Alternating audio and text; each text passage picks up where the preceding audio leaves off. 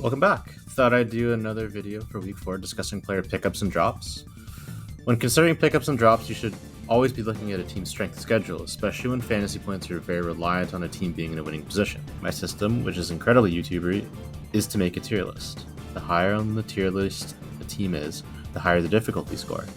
Then by looking at the team's schedule and adding up the difficulty scores of their opponents, you'll get an ordered list of teams by how difficult their schedule is. FlyQuest will start off as the only S-tier team, which shouldn't really be a surprise to anyone.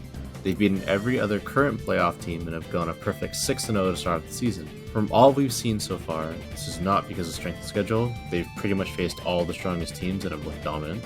Prince has a legitimate argument to be the best ADC or player in the league, and Spiga's returned to his MVP caliber form. It's scary knowing that this team could get even better with the debut of Ayla, and they'll command a difficulty score of 6. Based on last week's games, I think the 3 teams that'll make up the A tier are going to be C9, 100 Thieves, and EG. These teams will have a difficulty score of 5. I think there's a lot to like about this team.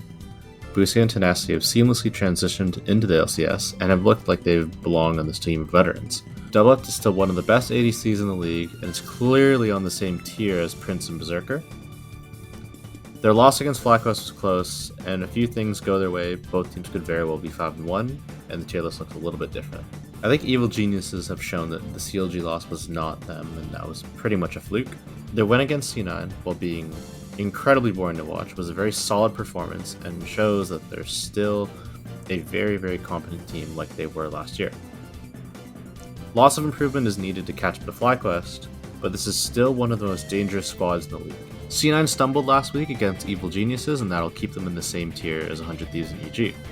I initially thought that this team would be the closest out of the A tier teams to FlyQuest, but a bit of recency bias from last week tells me that I should keep them here for now. For the B tier, it'll only be TL. TL seems a little bit behind the other 3.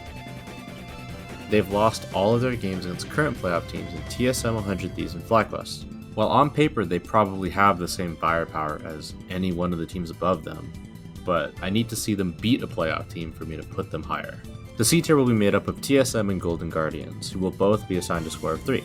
TSM probably doesn't have the individual firepower of most of the playoff teams, and you could probably make an argument that some teams beneath them are better individually, but I think there's a lot to be happy about if you're a TSM fan, especially since the expectations coming into the season were so low. TSM's main strength this year has been their team fighting, with all 5 players seemingly to be on the same page, which alone can be enough to lift them above the teams they'll be fighting with down the stretch. They have problems in their early game for sure, so only time will tell to see how this team performs in the coming weeks. Golden Guardians, on the other hand, since getting Gory, have been looking incredibly dangerous, and have had good wins over CLG and Dignitas. Gory has shown to be a great acquisition for them and will definitely make the hunt for 6th and the final playoff spot fun and competitive. In the D tier, we'll have Immortals. Immortals has shown some decent performances against CLG and Dignitas, but really hasn't shown anything against the stronger teams. Kenvi and Revenge are a good core that this team can build around, but I think there's deficiencies in the other lanes that will be punished from the other teams. In the E tier with a difficulty score of 1, we'll have CLG.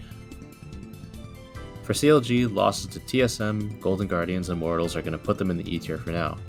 Losses against the top 5 are fine, and really to be expected, but losses against the likes of the teams I mentioned before are really costly for them if they hope to remain in the playoff picture.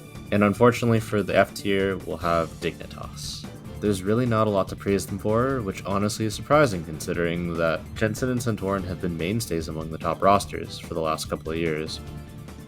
This team doesn't look to have a true carry player that they're playing around, and Santorin, while among being the best when it comes to facilitating, if there's no one around him to facilitate, he looks flat and uninspiring. So this is how the strength of schedule lines up. This definitely is not a definitive way to know how teams or players are going to do in the coming weeks, but it's a guide for you to use when making player pickups or pick ban decisions. So, which waiver wire teams should you look at? Definitely look towards Golden Guardians and TSM players. For the both of them, they're going to play each other, Dignitas, 100 Thieves for Golden Guardians, and FlyQuest for TSM. The decider is probably going to be whoever you think is going to win the TSM vs Golden Guardians game, and then just picking their players. Either one of Maple or Gory are good options for the mid lane, and are always heavily involved in their wins. Hugi and River are good options for the junglers, and Hugi is likely the better option in terms of supports, however Chime is also fine if Hugi has already been picked up. So who should you drop? If you picked up Immortals players last week, good work, you probably got some decent returns from them last week, but it's time to drop them. They have the hardest schedule next week, facing 3 of the best 4 teams in the league in Flagbuss, Cloud9, and EG. And if you're holding onto CLG pickups, now is also the time to drop them in favor of other options. Thanks for watching, and feel free to ask me any questions down below, and good luck in your week.